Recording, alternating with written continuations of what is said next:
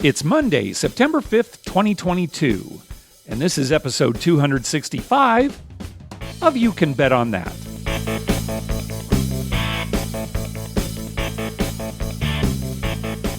Hi, everybody. Welcome to You Can Bet on That, a podcast for the recreational gambler.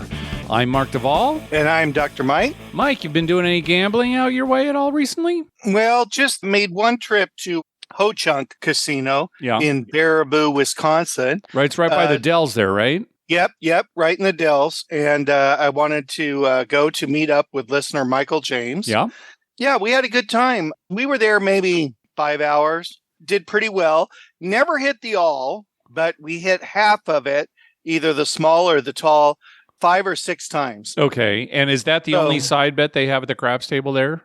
Yeah, that's the only side bet. There's no fire bet or anything. Yeah. And the limit is just $5. Okay, oh, good. Oh, you mean on that bet? Yeah, on that bet. The max is $5?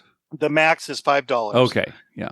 And yeah, it went well. Nothing crazy to report. One guy had a pretty nice roll, and we both ended up winning. So, good. There you go. Yeah. And you'd say you'd like the casino? Yeah, I like the casino. It's small. The craps dealers are nice and friendly, and they're all, good. They have 2 tables, and I asked when I was there, about the second table. This was a Sunday that we went around noon, and they said, yeah, that probably won't open today. Okay. And I said, well, when does it open? And one dealer kind of looked at me like, well, lately, not very often. Yeah. And Pit Boss said, yeah, staffing problems and stuff. Yeah. Yeah, we usually just get one table. Sometimes on a Friday or Saturday night after 8 p.m., they open the second one if there's a big demand and they have the dealers. Okay, yeah. So, that's the one thing about there. Plus, the maximum bet on the craps table is $300. $300, okay. That sounds like a state line maximum. Yeah, We'd stop at state line and that'd be the max. Yeah, okay. Yeah, but they do allow put bets. So, if you get like a $300 six and you want to go higher, just make a put bet with 10 times odds. 10 times odds. There you go. Okay. Yeah, $10 table. It was a $10 table. Did you hit the max while you were there, 300? Oh, yeah, several good. times. Yeah, Mike says, of course. What do you mean? I started with 300. Yeah, several times. Okay. I start with like a $10 put bet and $100 odds after the 300. Right. And I hit a couple of those, but never got much past that. Okay. All right. But a successful trip? Yeah, successful trip. It was kind of rainy that day, but I managed to drive from here to there like an hour and 40 minutes without it raining on me. Oh, it was really? weird. Rained before I left, after I got in the casino, but while I was there, nothing. So. All right. Well, Michael James on Twitter, it sounds like he was mesmerized watching you play. Mesmerized? Yeah, I think that might have been the word that he used. Yeah, probably on like come out rolls, watching you throw all the chips out there and talk to the dealers and everything. Well, I got it all figured out in my head ahead of time. So, I know exactly how much to put out there. That's probably what gets people like, how do you know to put exactly that amount? Yeah. Well, very good. Any other plans? Yeah, well, today I think I'm going to head over to Iowa to go to Diamond Joe at Worth. Oh, okay, good. Yeah, good. Yeah, if I'm filling up to it, which right now I am, I think that's what I'm going to do. All right, very good. Well, good luck. I'm going to try and talk to the host there about November. Oh, that's right, yeah. Making sure the second table is going to be open and that we can all get around it. And I think they'll be happy to, have Chris, Josh, and you and me. Just a reminder to listeners, there's basically a meetup that is planned over the Veterans Day holiday in November. So Veterans Day is Friday, November 11th. And I plan on coming out to Minnesota, your area, to check out the casinos. And Chris and Josh from Crap Vegas, they plan on coming out. And I know Michael James, he said that he'd probably be a part of it. Yeah. So it's an open invitation. So yeah, for anyone who's, nearby or just wants to have a weekend, craps trip. Great. They have a lot of other games. Oh, they do? Oh, that's nice. Yeah. It's not just a craps only casino? No. Oh, that's good to know. I wish they were. They'd get rid of a lot of the riffraff, milling around. Yeah, on sure. That's always an issue. Machines. Yeah. There's one slot machine that's right behind the table. And it makes so much noise. Yeah. Even the dealers are like, God, could they turn that thing down? Well, Sherry and I went out to Harrah, Southern California again. That's kind of becoming a weekend thing for us. Yeah, we went last weekend. We pulled up and it's like, wow, it sure is crowded. We were there late afternoon. And it was the end of the month. Yeah, that we realized once we went in there, it's the end of the month. And every Saturday at the end of the month, they have drawings. They have hourly drawings where they give away $1,000 in free play. And then at 11 o'clock, they give away $50,000. So we said, oh, okay, well, that's why it was. Well, it wasn't just that. We were playing for a little while, and Firebet Phil came by to say hi, and he said, oh, are you going to stay for the 11 o'clock drawing? And I said, no, we're probably going to take off early. I said, Phil, if I win the $50,000, don't tell me. Just don't, if they call my name, just don't even tell me. He was on his way to the concert. Well, the concert was Chris Rock. So you can imagine how crowded it was, right? When we went, it ended up leaving the upper level of the parking, their parking garage there was full. Right. I mean, people were driving around that upper level trying to find spaces. So, that really never happened. So they had to park in that lot way in the back. Yeah, right. Exactly. That's a long walk. So, we played for a little bit. I was going okay. I ended up losing for the night, but I said, okay, Sherry, let's 8:30, we'll take off. So I had a roll that wasn't very good and said, all right, so let's take off. So I went and played my free play. We used the restroom, went to the gift shop and everything, and then we took off. So we're driving home, and I'm trying to decide, well, where do I want to eat? It's kind of like driving home with you. What am I going to do? Roll tacos or, Burger King or right. There's multiple choices. Oh, there's so many choices. And since it was early, there were even more choices. Because, like Del Taco closes early or Wiener Schnitzel. When you and I are leaving at like 2 a.m., those aren't options. No, Rally's is still open when you went. Oh, my gosh. Yeah.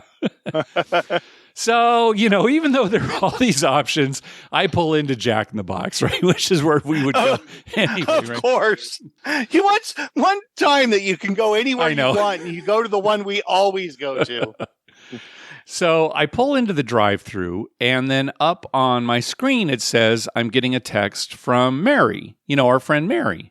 Right. And I'm thinking, oh, she probably was at the casino. Maybe saw us or something, was asking where we were. Yeah, or something like that. Right. So I pull up the message and it says, you've got 20 minutes to claim your free play. And I'm thinking, oh no, they drew my name, on the hourly drawing. Right. And sure enough, she sent me, a picture of the screen. And she's 20 minutes. Now, where that Jack in the Box is, right? Right. At first, I'm thinking, oh, shoot. And then Sherry says, well, do we have time to go back? And I'm thinking, oh, my gosh, this is cutting it close, right? Yeah, it'll be close. It'll be very, very close. Because when you start up the hill there, it's probably about 12 or 13 minutes up that big hill. Yep. And you're a little ways from that big hill from there with traffic lights. Right. So this is $1,000 in free play. It's not nothing. So it's like, okay, I'm going to head back. So I get on the road and, I call up Mary and, ask her, okay, when's the cutoff? And, just to make sure I have the thing. I am racing back to Harrah's. Okay, breaking the law. Oh, I broke several laws on the way there. Nice. Trust me. All right. And I'm thinking, well, even if I'm just a little late, I can probably say, oh, I just found out, or maybe I claim I was in the Chris Rock concert, right? And didn't hear my name called or something like that, right? Right. So, I'm looking at the clock and it's like, I'm not going to make it in time. I may be a couple of minutes late, right? So we come racing into the parking lot. I just jump out of the car. I pull right up to the front and, leave the keys in. Sherry's coming running around to the driver's side. So what door are you entering? By the valet? No, the opposite door. So you're probably thinking, well, why didn't you go to the valet? Because it's closer to, where you need to go to check in to get the free play. Yeah. But I was just thinking, by the time we go around to the back, it'd probably be better just to race to the front, and then I'm just going to run across the casino. Okay, yeah. So I run across the casino. I'm definitely late. There's no question about it. And I go to where the counter is, and there's a guy who's on a mic who announces all the winners and everything, right? Right. He's the only one there. Okay. And I say, I raced over here, right? I know I'm a little late. And he it was kind of weird. I realized when I started talking to him that he has nothing to do with actually giving away the money. He announces the names, and beyond that, nothing. He gives a few crummy jokes. Yeah, right. Announces the names, and that's it. And he's kind of looking at me like, well, what are you doing here? It was weird. As I'm starting to talk to him, it's like, this guy's not going to be able to do anything for me. And I explained what, had happened. And he said, well, no. I mean, once the timer goes off, that's it. And plus, everybody at the counter, at that customer service counter, they're gone. So, right. And I understand, like when they have that 11 o'clock drawing, if you don't show up in 5 minutes, they draw another name. And this was, you have 45 minutes from the, 9 o'clock. I had till 9:45. It's like 9:48 when I'm talking to him. And I'm thinking, okay, there's nothing I can do. Now, can I make a fuss about it? Well, I guess I could, but who would I fuss to? Number one, it would be a long process. I mean, I wasn't there within the 45 minutes. So I just kind of tucked my tail between my legs and started walking out, and all the dealers are looking at me. Hey, Mark, did you get your money? Because they heard my name, right? Right. It's like, no. Mike, you should have called your host. Or texted any host on duty. It's possible, but what do I say? Oh, I left the casino and I'm on my way back because a friend the thing is, I mean, one of the reasons they have that 45-minute window there is because they're giving you a little time, but they expect you to still be there. They don't expect you to have driven away, heard that your name was called, and driven back. Oh, hey, Mike, there's plenty of things I could have done. And you're right, I should have called. But here's why it gets me, and I was talking to you about this, Mike. When I didn't win that $10,000 on the 4, honestly, that didn't really bother me. I made the decisions. But here's what bothered me about this. Mike, my name has never been called for the $1,000 free play. Yeah. Of all the months when it would be called, this seemed like it'd be the least likely because I hardly played there at all. I think the only time I really played was with you and a little bit with Sherry. Sherry and I don't stay out there nearly as long as you and I do. So I didn't even have that many points to get called. No. The other thing is, if I had just been paying more attention, I would have looked at the clock when we're heading out the door and, oh, hey, Sherry, there's a 9 o'clock drawing. It was probably 5 minutes away. From the drawing, right? And I could I didn't think of that. That is the kicker. Right. So you could have looked and let's say 5 more minutes and just see. Yeah, the chances are slim, but what's 5 more minutes, right? Right. The other thing is, and I had no control over this, but it's still frustrating. The text that I got from Mary, that was actually her second text. She had texted me about 10 minutes earlier, but we were going over that hill. Where the cell service is really crappy. So I didn't get that first text right away. If I had gotten that one, I would have been able to get back in no time, right? I would have been closer to the casino and there would have been more time. So just kind of a perfect storm. And I do feel bad about this one, even though it's only $1,000 compared to the 10,000. Oh my gosh. And, Sherry felt bad too. She said, well, Mark, why don't you take $1,000 out of our savings?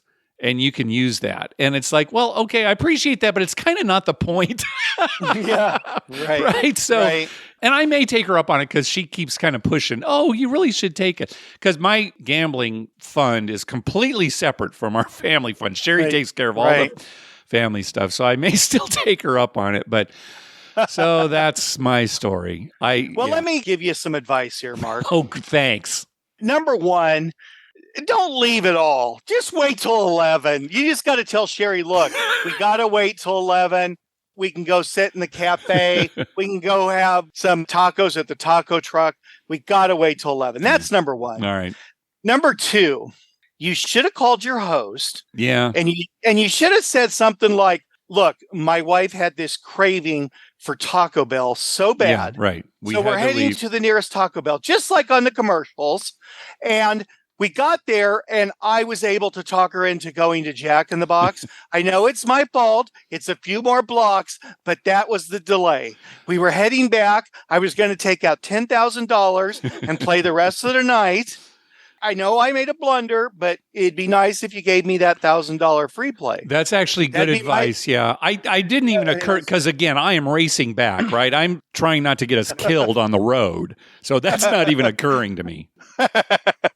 and you have to go up that hill too. Oh, I know. Which, and it's not that fast. And we're behind cars, who are just, I can't pass anybody. Oh, and when you get to the top by Valley View, when you head down to Harrah's, if you're behind somebody, I mean, there's nowhere to pass. There's nowhere. It's, that's a frustrating story. Yeah. I feel bad that you had 2 frustrating stories in a row. Again, the 10,000, it still doesn't bother me that much. I made the decision. Yeah. This one, it's rough. Well, I don't know. See, now you got to stop saying that. You should be saying that 10,000 really bothers me, Sherry. I think I need to take that That's right. out of our 401k. It's the only way I'll be happy. We got to take that out and put it in my. All right. After we're done recording, I'll run that by her, see what she thinks. No, please don't, because I want you rested up for November. I don't want you sleeping on the couch from now to November.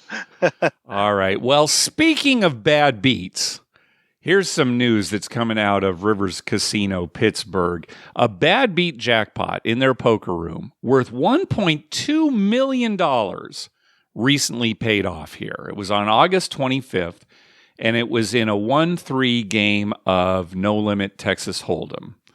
And for those unfamiliar, a bad beat jackpot, which most poker rooms have, pays off when you've got a really good hand, like a really good hand, and you're beaten by an even better hand. And what happened here was a player with 4 aces lost to another player who had a royal flush. And so this $1.2 million jackpot paid off. The loser of the hand, in other words, the player with the 4 aces, got almost $500,000. It's distributed amongst everybody at the table.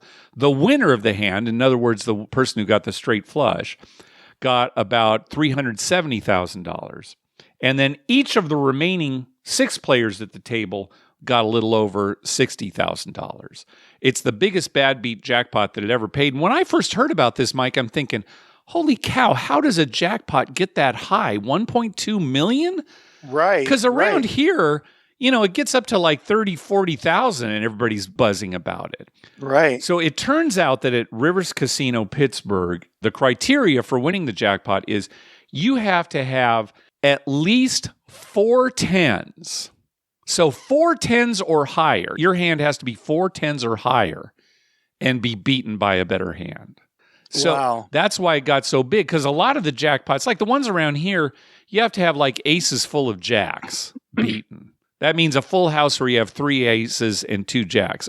That hand or better beaten. Well, obviously that's going to happen a lot more than, having 4 of a kind 10s or better beaten. Right. Well, you see a lot of full houses, but 4 of a kind, and it has to be higher than 10s. Yeah. That's not that common. Well, I was thinking back to, Mike, to our home game. And I think only twice in our home game history has 4 of a kind lost to a straight flush. Again, no wild cards, obviously. But when I thought back on that, both times it was in Omaha. We've never had it happen in Texas Hold'em. Yeah. So, obviously they're dealing a lot more hands at this poker room than we've had in our home game, but we've never seen it. So it is extremely unlikely. So that's why this jackpot got pretty big. 1.2 million.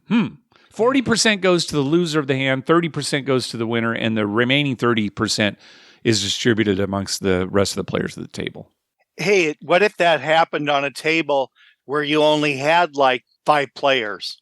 That'd be pretty sweet for the other 3, right? Yes, and it'll depend on the rules at the casino.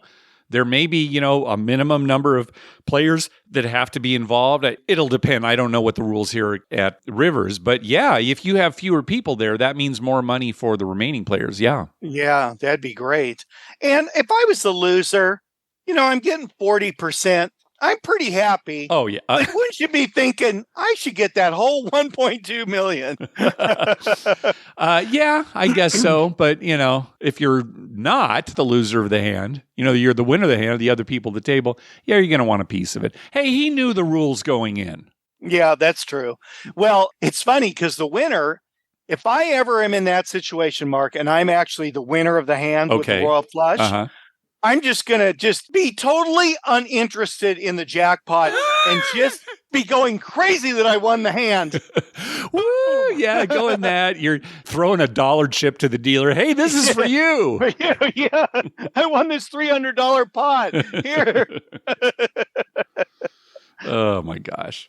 Well, in other news, big news day here for us. You can bet on that. So if you recall a little while back, professional poker player Phil Ivey got into some hot water because he was playing baccarat with a friend of his, we'll say a cohort maybe, and they used a technique called edge sorting to gain an edge over this baccarat game. Now, what they were doing is they were asking the dealers to turn some of the cards 180 degrees. And in this particular case, these cards were printed in such a way that they were a little off center. So if you flipped a card 180, it looked a little different because, maybe the pattern was a little bit more towards the left, or, there was something, but you could tell. You know how sometimes you can get these novelty cards where you get like your face put on them? Right? And this is an extreme example, but if you turn that 180 degrees, well, now your face is upside down. Well, okay, of course, in casino cards, the pattern on the back is symmetrical. But if there's kind of a printing error, you can kind of tell maybe, the print is a little off. Anyway, Ivey used this to anticipate what card was coming out of the shoe, the next card coming out of the shoe. He took advantage of that and won a lot of money. Now, the courts pretty much ruled against him, saying that this was cheating, even though he did not touch the cards himself, asked the dealers to turn them, almost like it's, this is my superstition. He's throwing all this money around at the baccarat table. This is my we're going to accommodate him. Anyway, the courts ruled that he was cheating, and I think it's terrible because, he was taking advantage of a situation, never touched the cards, and the casino accommodated him. That was bad news. But the good news coming out of Australia. So in 2018, 2 men were banned from the Star Entertainment Group casinos in Australia after they were caught using edge sorting while playing Pontoon, which is a game very similar to Spanish 21 here in the States. This happened at the Star Gold Coast Casino in Queensland. So Star Entertainment said that edge sorting violated gambling laws because it was based on, quote, dishonest, unquote, activity, and banned the 2 players. However, the pair filed a lawsuit asking a court to overturn the casino operator's ban. And the Queensland Civil and Administrative Court ruled that the men did not engage in any form of dishonesty involving lying, stealing, or cheating in the ordinary sense. The judge acknowledged that while the men could have used edge sorting techniques to gain an advantage over the house, they did nothing illegal. Now, the details of exactly what they did, I couldn't really find. So it sounded like, again, they didn't touch the cards, that maybe it was some sloppy dealing, and how you would use that an advantage in Spanish 21, I don't know. So the details aren't there like they are in the Phil Ivey case, but I just thought it was great that, okay, here's one court that says, hey, these players took advantage of a situation that the casino should have been aware of, or was ultimately the casino's fault, and there's nothing wrong with that. So that's good news for gamblers. Yeah, that whole Phil Ivey thing, he didn't actually do anything to manipulate the cards. Nope, all he did was ask. All they have to do is say no. Right. That's not our policy. It's the casino's attempt to be greedy by caving in to big players' ask so that he'll stay there, and they're hoping he'll lose more money. Yeah, and it's a free roll for the casino. Yeah, because if Ivey loses, they get money. If he wins, they sue and they get money. It's a free roll for him. Yeah, it's ridiculous. He shouldn't have been found guilty.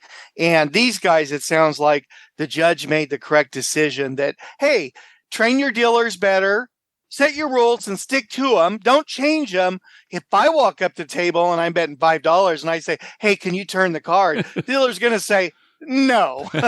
Right. So don't change your rules. Yeah. And plus, when Phil Ivey was doing this, edge sorting was known to casinos. All right. If you're a casino and you're not staying on top of what advantage players are doing, that's also your fault. This was not a new thing.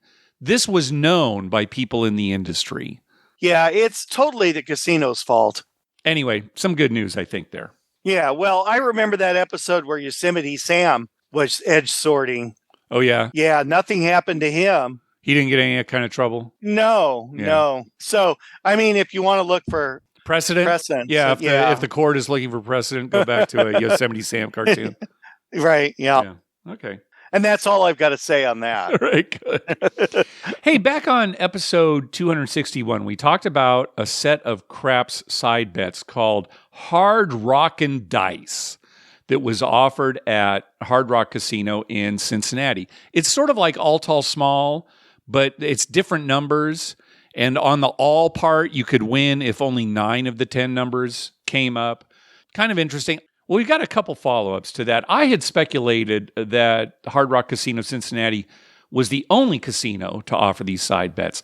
But listener Mark, who had some inside information, let us know that most Hard Rock casinos offer Hard Rock and Dice. And yes, one of the reasons they do is because they don't have to pay royalties to the companies that actually offer the all small tall bonus bets or Diceology, whatever you call it.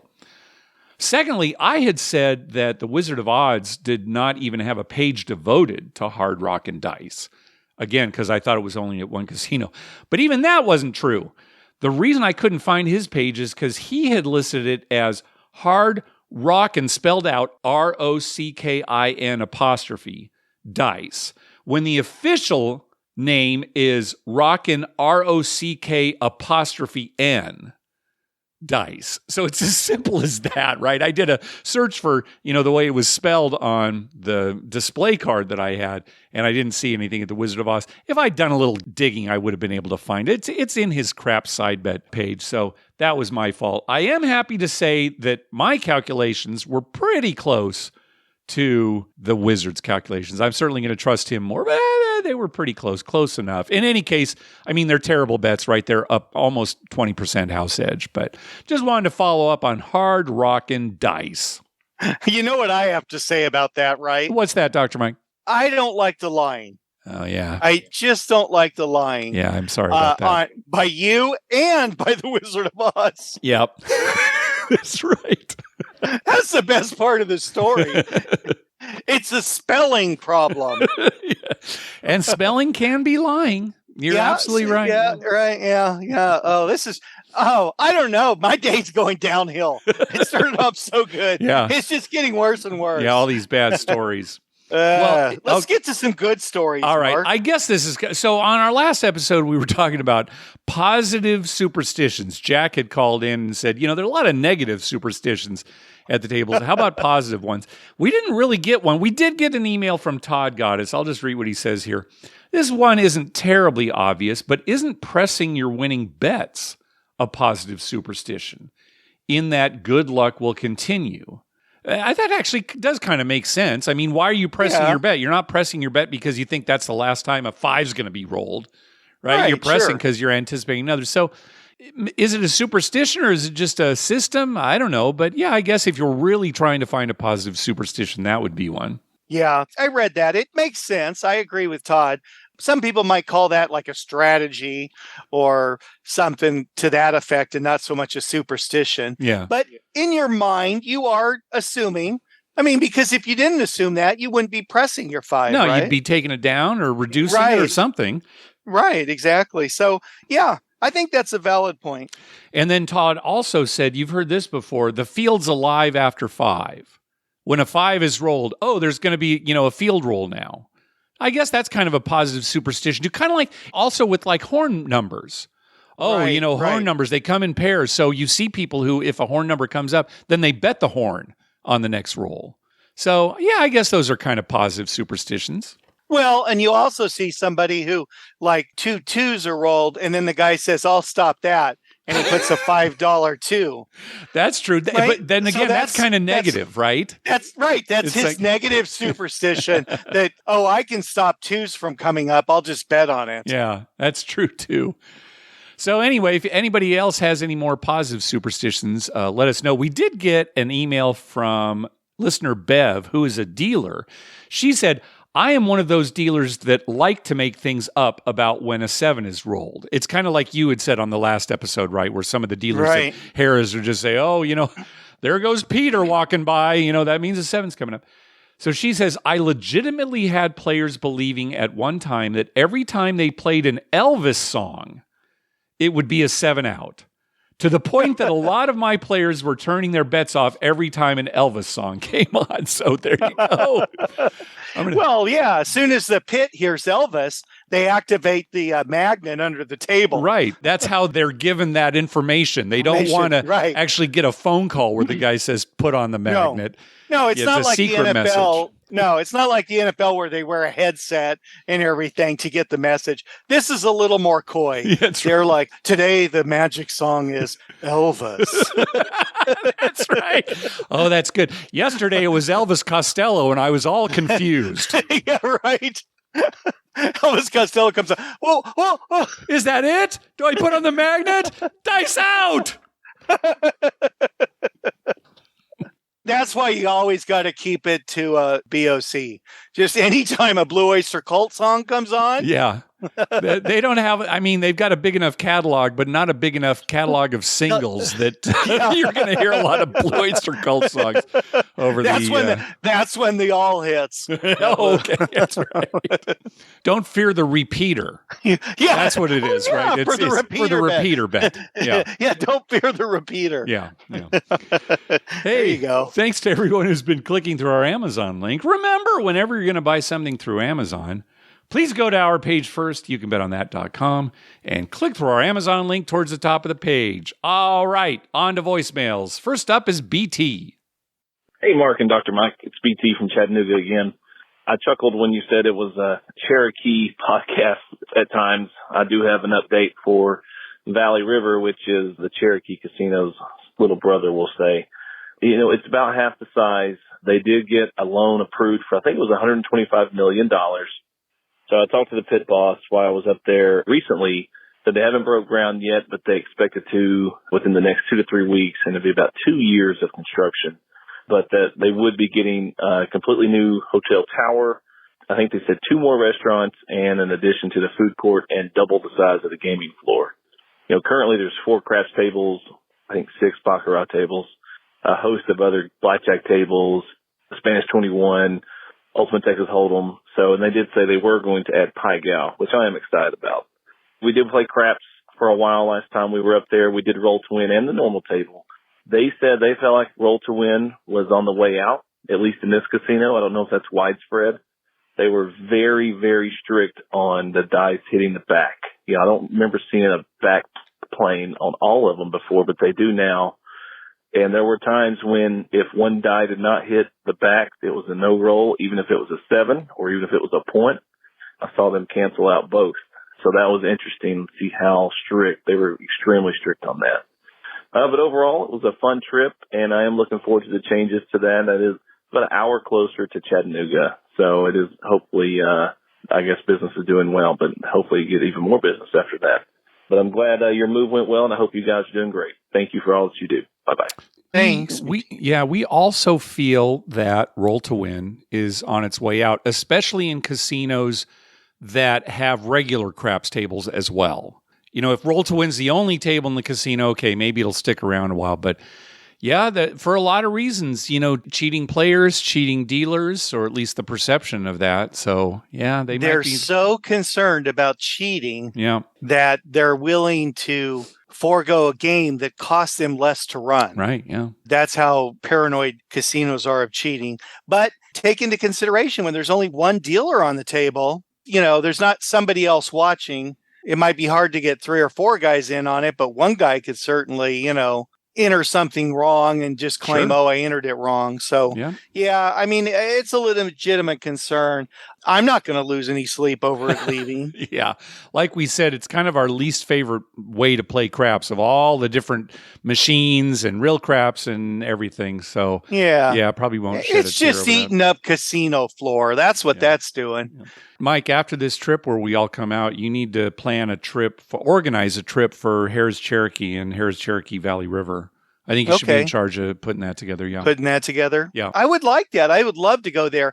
Even Lynn has said she'd love to go there just to see the country. And there's a lot to do in that area. Go ahead and do it. You're a lot closer to it than I am. I'm not saying you're close, but you're closer than I am. I'm closer than you are. Yeah. So that's why I get the duty of organizing. Yeah. Well, that just makes sense. What am I supposed to do? Well, you're the one who knows how to run a computer. That's right. I think Lynn knows how to run a computer too, so she'll help you. I'll get the girls on it. There you go. They'll organize a trip. There'll be a slight service charge. What is this service charge here? Is this the airline? No. That's just what Mike has to pay his daughters to help him with a computer. Oh, okay. All right. I understand. Thank you. All right. Next call. Hey, Mark and Dr. Mike. It's Jim from Ohio. I thought I'd call with what I thought was a funny story about a trip to the casino at the dice table. So, dice setters are kind of a thing, and I don't know how much I believe in that, but apparently it can be just as hard to hit a 7 when you're trying to as it is to hit other numbers when you're trying to. A few nights ago, I was at a local casino, and this guy gets the dice, and he says, just to let you all know, I'm shooting from the don't, so I'm going to try to hit this 7. Anyway, he starts shooting, and he's either committing or assisting with every faux pas in the book. He's throwing dice at bets at the opposite side of the table, and each side he's saying, hit the money and go funny, trying to hit the 7. He's purposely holding the dice for longer so other people who walk up to the table can buy in, and, is that supposed to cause a 7? A couple times, I swear he threw the dice off the table on purpose, hoping that the next roll would be a 7. He'd throw the dice 3 or 4 times, then ask the stick to dump the bowl so he'd get new dice, hoping for a 7. Anyway, after 12, maybe 15 rolls of that, I said, I'm not going to stick around for this. I took my chips and went to a different table. I was there for maybe 30 minutes or so, and I colored up for a couple $100 and went to walk out. And I passed by that first table, and that same guy shooting from the don't, he has the dice again. So I walked by one of the players that I was standing there with at first. I said, oh, this guy's back at it, huh? He looks at me and says, what do you mean back at it? He's still shooting from that first time. I looked down at the layout. There's black and purple chips all over the place bets, all over the hard ways. This guy had been shooting for well over a half hour, trying to hit the 7, couldn't hit the 7. He's still got $25 on the don't pass line in front of him and not another bet out there that I can see. So he's had to replace his don't pass bet. My guess, at least 10 or 15 times at that point. I look at the chips, and he's actually established and is working on his 5th point to the fire bet, and he's shooting from the don't, trying to hit the 7. So I thought that was entertaining. But just wanted to share that story with you. And real quick, holler back to when you first started the podcast, you talked about different poker home game variations. I wanted to share one with you we call third pair. And it's where if you have a pair that gets counterfeited, say you're dealt pocket 8s and a pair of kings and a pair of 9s come on the board, your 8s don't matter anymore. We actually make it to where that third pair is your kicker. So, somebody else has an ace and they're playing the board kings and 9s. Your pair of 8s will actually supersede their ace, and it'll be a stronger kicker. It doesn't factor into the hand itself because you still just have the 2 pair, but it'll take place of their kicker, and it actually outranks that. So we thought that was an interesting variation. But love the show. Keep it up, guys. You got cut off there. I kind of like that third pair. I do. I like that too. I was thinking as he's explaining, hey, I like this. Yeah, it would be good if it was a general house rule at your game. In other words, it's not worth like saying, okay, on this hand of Hold'em, we have third pair, because it doesn't happen that often. It really doesn't. Right. So it'd be more like, okay, our house rule in this game is whenever it does happen, a pair is a higher kicker than any single card, higher even than an ace. Yeah, not bad, because it is frustrating when it does happen. You've got, oh, wow, I've got 2 pair here, and then suddenly it's counterfeited because there's a higher 2 pair on the board, and, you're especially if you have a low pair, it's like no good anymore. So, yeah, I like that. Yeah, that's a nice version. You should try that out, see how that goes over with the guys. I'll ask the guys and see if they want to incorporate that, into the game. Now, I love his shooting from the don't guy. Yeah, the thing, we've talked about this. Play however you like. If you like shooting from the don't, go ahead. But for me personally, shooting from the don't and having a huge roll would be much worse for me than just playing the right way and having an immediate 7 out. Oh, of course. Yeah. Everybody else at the table's winning and whooping it up. You got a single bet out there. You're just hoping for a 7. You're trying all the superstitions and it's just not happening. Yeah, it's just... I'm going to try that today, Mark, except I'm going to shoot on the right side and I'm going to announce where all my bets are and what I want to roll. I'm going to make it real clear. Look, these dice aren't going off the table.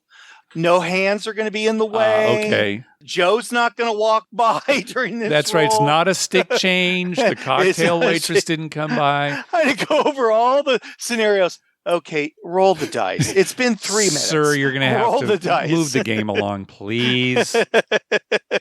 That's in my money management. Am I getting rated for this? That's right. All right. Next call. Hey, guys. It's Nathan from Sacramento. Just checking in. Wanted to say hi. And had one, not really a story, but I thought you should know about it, especially since you both play card craps. So like you, I don't really mind the cards. You know, I've been playing the cards for about 20 years now, and there's different variations, but I just wanted to tell you about the absolute worst one I've seen. It's at the Cache Creek Casino up here by Sacramento. I keep going back because they give me a absurd amount of free play, so I can't say no, but I hate every minute playing there, and that's because they have the 6 cards, you know, where the dice indicate which card is going to be the call. However, the dice they use are these special dice that have different colors and designs on them. For example, the blue and the black look almost identical, and the orange and the yellow. So it's so hard to tell what the call is. And I thought I would get better at it after playing there, but I've been there about 6 times now, and I still can't get it down. I was just wondering, you know, if you guys have seen any kind of variation like that, but let's hope Prop 26 goes through. All right. Have a good night. Thanks, guys. Yeah, and again, Prop 26 is a sports betting proposition, but it's the one that would also allow real craps and roulette at California tribal casinos. All right, so let's explain what's going on here at Cache Creek. So the most common way to deal craps here in California with cards is they have on the layout, they actually have 6 little boxes, card-shaped boxes, numbered 1 through 6. And they shuffle cards, ace through 6, for each shooter, and then they place these cards in these boxes. Then when the shooter rolls the dice, the stickman calls out like 3-5, meaning one of the dice has a 3, the other dice has a 5. And then they look at what cards are in positions 3 and 5. They scoot those cards up, and then that's the call. Maybe at location 3 is the ace, and at location 5 is the 4. So you have ace 4, so the roll is a 5. Again, it's stupid. It gets around the law. That's how we do it here. So here's what Cache Creek is doing, and I don't know why they feel like they need to be different, but they've got those same 6 boxes on the layout. Instead of being numbered 1 through 6, they're color-coded. 6 different colors: yellow, blue, green, red, black, and white. And then the dice are special dice. They don't have numbers on the sides like regular dice. They are 6-sided dice, but instead they have dots corresponding to those colors, right? So on the 6 sides of one die, you have yellow, blue, green, red, black, and white dots. All right, so the dice are rolled, and then the stickman calls out the colors that come up on the dice. Oh, red, green. So then they go to the layout and they push forward the cards that are in box red and box green, and that's the roll. You're following me, Mike, right? The concept is the same. I got it. Right? Right. They're just using colors. They're just using colors instead of the numbers. So what Nathan is complaining about is that, like, okay, if it's blue-black, it's hard to tell the difference of colors. Right. Especially if you were colorblind, it'd be very hard. Yeah, this sounds like a discriminatory act against colorblind and deaf people. And if you're deaf and colorblind, you can't play this game. Because you can't hear the call and you can't see the call. You can't hear it, you can't see it. So it's discriminatory, and this is a lawsuit waiting to happen, Mark. I will be filing that on Tuesday morning. Okay, good. From Minnesota? From Minnesota. As soon as I'm going to get my money back from California one way or the other. Cache Creek, they just need to be different, or they want to have a patent on this. Who knows? But it's stupid is what it is. It's absolutely stupid. Why have colors? Why not, a triangle and a rectangle and a square and a rhomboid? I mean, why colors? Why not shapes? Rhomboid circle. 7 out. Or presidents of the United States. Let's see. Fillmore and it looks like this one's Andrew Jack. No, wait, that's Abraham Lincoln. They looked a lot alike. Yeah, I got to look a little closer. Who is that? I mean, it's so ridiculous. All right, so but seriously, now on a serious note, what would their thinking be? Again, that's what I'm thinking, Mike, is I know there are casinos who want to have some proprietary way of doing it. Yeah. Like no other casino does it this way. This is what we've come up with. And maybe they can patent it, and maybe they can sell it to other casinos. That's all I can think about. Yeah, it's going to be a hard sell. Yeah, I agree. That's going to be a real hard sell. Yeah, I got this new system. All right, it's based on color. Vote yes on Prop 26. Maybe we'll get some. This will all go away. All their silly dice will go away. They'll be novelty items. I mean, I guess colors are the first thing you learn in school. And then maybe numbers and shapes come later. So maybe they're appealing to the younger crowd. Okay, maybe that is it. The preschool like the 3 crowd. and 4-year-olds. Yeah, you could be right. All right, last call. The audio is a little rough here. I edited it as best I could. I think you'll get the gist of it. We'll talk about it afterwards. Hi, Mark and Dr. Mike is on LA. Just like to share with you a strategy with your listeners.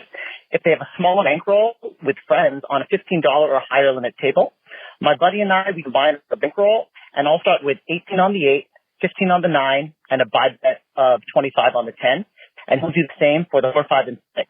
This was a great way to get a lot of action, since instead of costing me $66 across, it was only $58.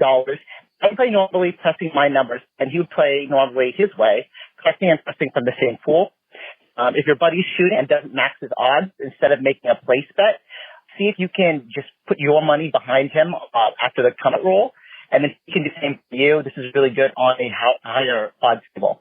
Yeah, just saving your listeners a lot of money. So honestly, like a lot of stuff to keep track of, but you're constantly engaged. So we were never out of it or waiting for stuff to happen. We were always engaged and trying to manage all of these shenanigans. All right. Thanks, guys. Bye. Yeah, good advice.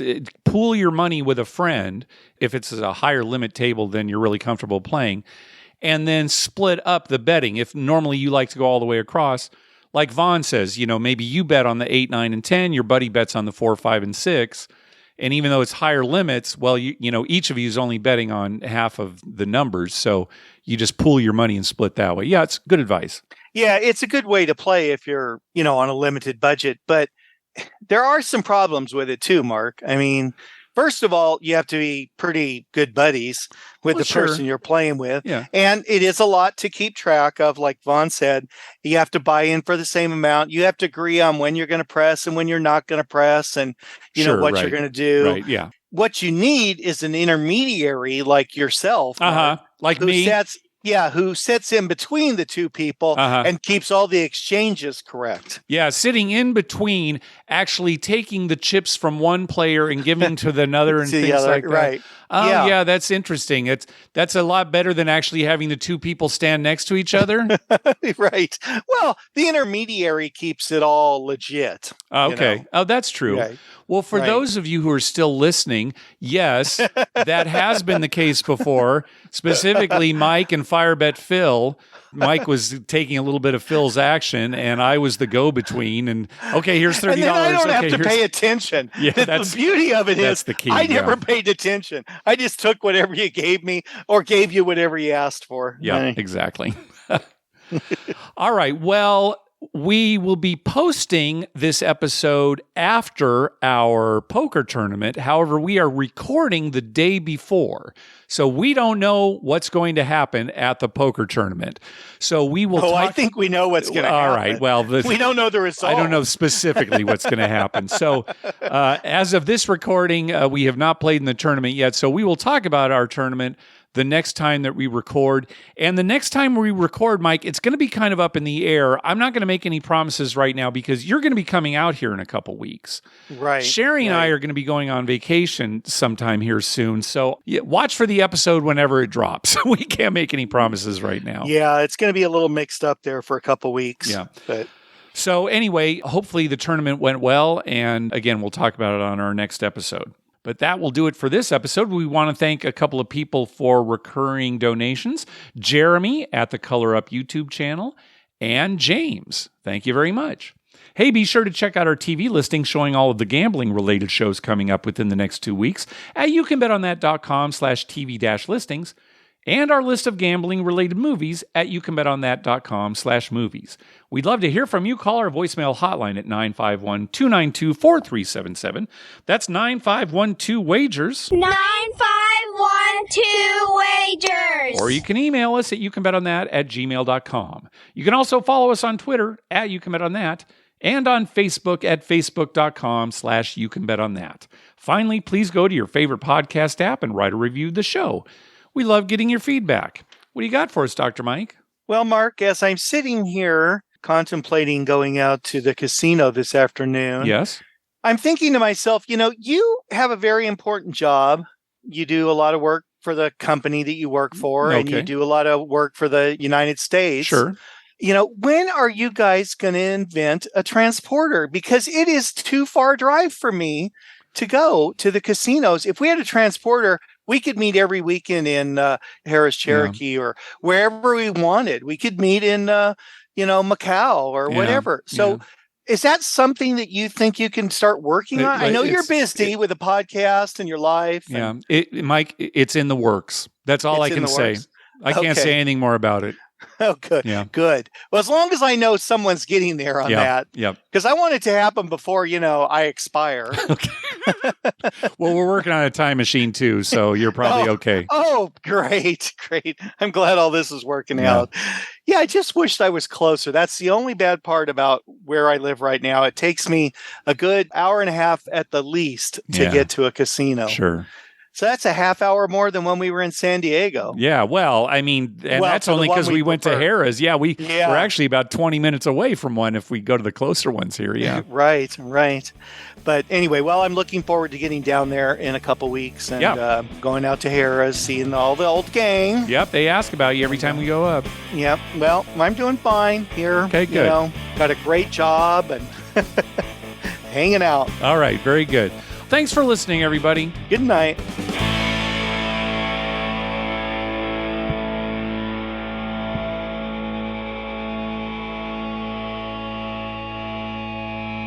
Okay, let's thin this herd. Untucked shirt, no thank you. Born in San Diego, yikes. An adult named Todd? So, this is what online dating is like?